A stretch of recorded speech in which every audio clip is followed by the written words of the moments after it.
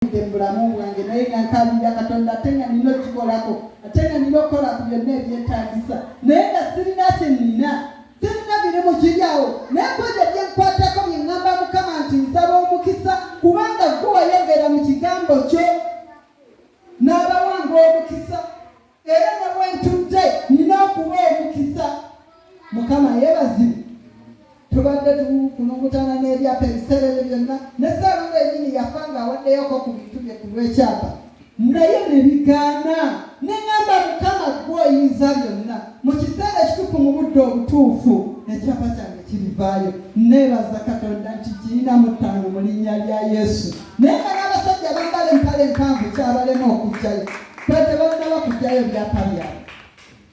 Ntwagenda ne bakindagako nga pamba abaana balina okusoma sente nnyingi sente ze babala Saalongo zesasulako ntono. Neŋŋamba Mukama nkusaba oyimirire wamu nange n'ekiteeka mu maaso ga Katonda. Siyinza kudda ku baana basumbuwa tibannanga ekyapa si byabwe balina ebyokukola ebyabwe. Nze nina banjulira bwanjulizi tiwano wentudde. Mukama yeebazibwe. Naye nsinza Katonda oyo omulamu era ku nsiga eri gye nasiga mu butuufu byonna byekoze. Mukama n'atebe ekkubo we litali. Amiina. Byonna nirabanga mbifuna buli lwakkiriza Katonda okukulembera ekitayinzika kiyinzika okuva gy'oli. Mukama yeebazibwe. Kiyinzika okuva eri Katonda. Mukama afaayo eri obulamu bwaffe. Amiina. Tukkirize Katonda ayimirire wamu naffe mu butuufu. Mukama Bayibuli negigambye nti yeegulira ekitiibwa ku Falaawo. Abo bonna balaba beegulumirizaako embeera ezibeegulumirizaako Mukama agenda kwegulira ekitiibwa. Alage abo bonna abatunuulidde nti olina Katonda bajja kukyuka basinze Katonda wo. Mukama yeebazibwe. Nze ebintu byonna ngenda ndaba nga bikyuka buli nnamera Katonda. Mukama ayinza byonna. Mukama yeebazibwe. Fenna naddamu kufumbirwa mu kuzaala baana osanga n'abaana bandinene senga tebasoma na kutuukako we batuuse n'ebyo ebyapa bijjayo oti. Amiina. Musajja bulwajja agati njagala kino tukole kino tebimugasa takasirire tebimukwatako. Abaana mbazadde kuno ebisoga tebalinayo pulogulaamu yonna n'ennimi tebazimanyi n'embala yayo tebawondera. Amiina. Naye bino bateekateeka. Mukama yeebazibwe. Nembategeke balisanga bwe baliba baddamu okudda ebisoga baddende naye nga nawano kitabo watudde weewali kitabo wagateekerateekera mu ttaka. Ekyo n'ekyebaliza kuno kuba mbadde nkyagala nga kitawaanya obulamu bwange. Naye olw'okuba nti Katonda nkulembera sirina nnyo byenkola biri awo bivaamu bukadde bwa nsiimi naye ebintu byekola nga Katonda bw'ayagala. Mukama yeebazibwe. Era simanyira bwe bitandika nengenda okulaba nga kino kiwangudde nga kino kiwangudde nga Mukama yeegulidde ekitiibwa. Neneebaza Katonda ti bwe tukkiriza Katonda afaayo. Mukama yeebazibwe. Tuleme okuvuunamira embeera tubeere mukisa mu linnya lya Mukama waffe Yesu. Amiina. Nberebedde nga mmaliriza. Oluganda gumira ku kigambo kya Katonda ate okkirize Katonda akkulembere mu linnya lya Yesu. Soma kuva 23:2.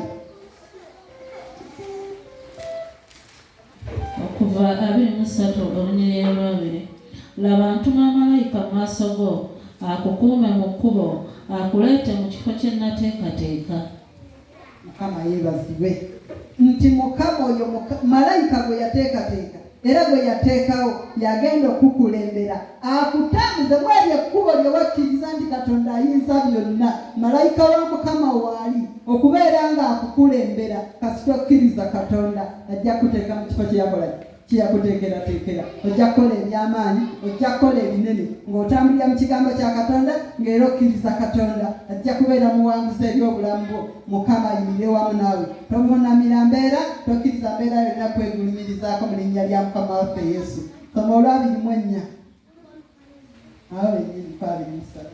Kuva 23:2 natugambe nti tovuunamira bakatonda baabwe so tobaweerezanga so tokolanga ebikolwa byabwe naye olibasuulira ddala era olimenyaamenya empagi zaabwe.